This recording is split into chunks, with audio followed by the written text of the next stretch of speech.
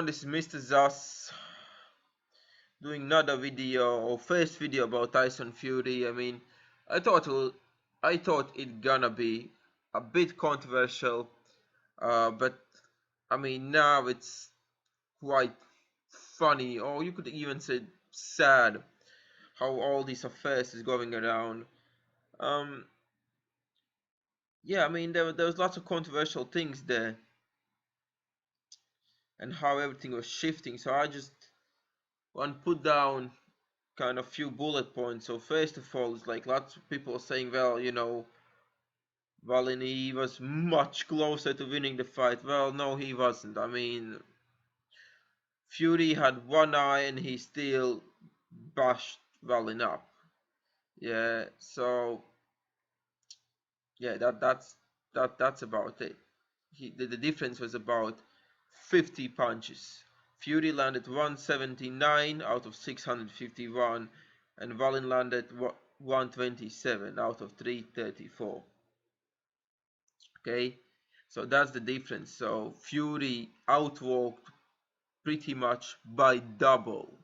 In total punches thrown. Some would say, you throw more, you land more. Well, this could be the case. The point is, the fight was much closer than it's supposed to be when we go on both fighters and they, let's say, status and their skill level and height and all that. But nevertheless, Fury kind of wanted to turn this one in a war. I just thought he didn't want for it to go in this way, that he gets a cut and then he really actually needs to put in some work. He just wanted to make it like a slugfest, but on his terms. So now when he need to work real hard because one eye was gone, be different. If you look in the punch stats, you're gonna see that Fury, he didn't really use that much of a jab this time on. When he was fighting against Otto Wallin, you can see he used a lots of power punches. Well, the one thing, guys, remember, Tyson Fury only had one eye, and you would be like, well, Mr. Zas, what's about the one eye? The point is, once you only have one eye, because there's blood getting inside of your eye, you cannot really land a shot, especially jab. You're not gonna be able to land it. If you grab someone and then you can just land it because you pretty much are so close. It doesn't really depend on your vision. But even if you close one eye and then you try to touch something like 2 feet away, you're gonna find out that as you're gonna reach for the certain object, you're gonna be off by like 2 inches, and then you're gonna try to recalibrate and readjust. Well, this is boxing. So when you throw out the shot and you think you're gonna land, but you only have one eye, because you have one eye, the vision is off. You need to have 2 eyes to get something dead center on. And that was the one thing which I really saw like lots of times, that Fury was throwing shot and then he was kind of off, and he just get halfway and then he pulled the hand back because he just saw he's off, and that's about it, and there was no reason to continue. So in that aspect, I understand that he needed to quickly to come up with new game plan, and then he decided, well, I just gonna slug this one out. I just gonna bully this guy, gonna close down the distance, and I just gonna start banging with him. So yeah, uh, that's about the tactics in the ring. About the cut and bleeding, some people would say, well, if this fight would be a different fight, let's say Vitaly Klitschko vs Lennox Lewis, the fight should be stopped. And actually I would agree on this one 100%. Maybe not in first 6 rounds, but like on the 8th round, when he was bleeding that heavily, 8, 9, 10 round bleeding that heavily, I would say yeah, the fight should be stopped.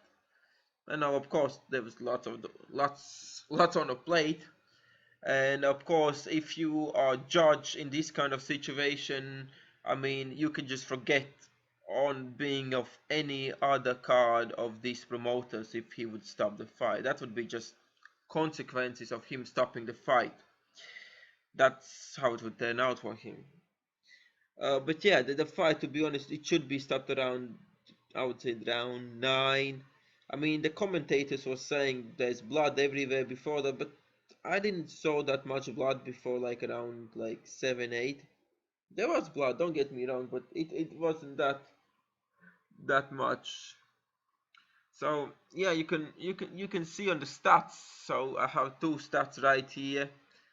One is from Wilder fight and one is versus Otto Wallin fight. So you can see that Tyson Fury really committed doing power punches fighting Otto Wallin, and he didn't do that for Wilder. On a Wilder, he only threw 31 power punch.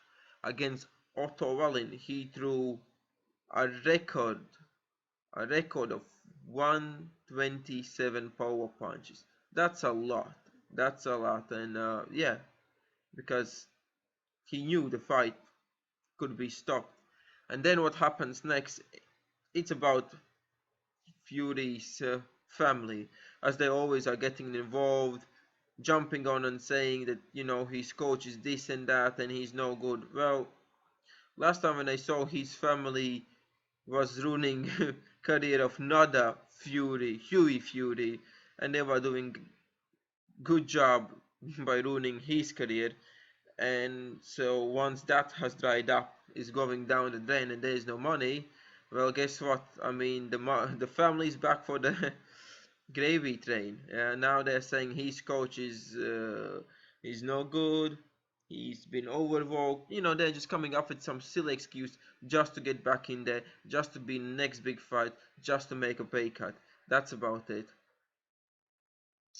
So the family saying about something of Ben Davidson and him being a bad boxing coach. Well, that's complete nonsense. He's actually a really good boxing coach. They both have very similar styles. It's just what happened is Tyson Fury got caught. It was really unlucky. And end of the day, Tyson Fury said he wanted for this to be slugfest. But of course, we didn't expect something to go down so south. But yeah, he wanted to put on a Mexican style fight. I mean, from one side he did. I mean, there was blood, there was intrigue, there was tension, everything was there. Everything you need. Drama. So yeah, I mean, it was good fight. It was good fight. That's all I can say. I mean, everybody's trying to say something about this fight. This was wrong or that was wrong. End of the day, it was what it was. What it was. Tyson Fury won. There was few controversial things, fair enough, but he won, and I mean he won, by good few rounds. So there's nothing much you can do about it. It's just everybody, I would say everybody wants to get on the gravy train at this moment because they're like, yep, the fight with Wilder will gonna bring some big bucks. Let's just get on the team. Let's make good money. That's about it. They don't have best interest for Tyson Fury. So yeah, I think I have covered all the points, controversial points, which have been in the past. Of course, he's gonna be off for like 2.5, 3 months now because of the cut, but that's just normal. So yeah, guys, leave your thoughts below. What you think? What's really going on? I mean, there's many aspects going on. Um, yeah, subscribe, like, and comment. Let's make a discussion.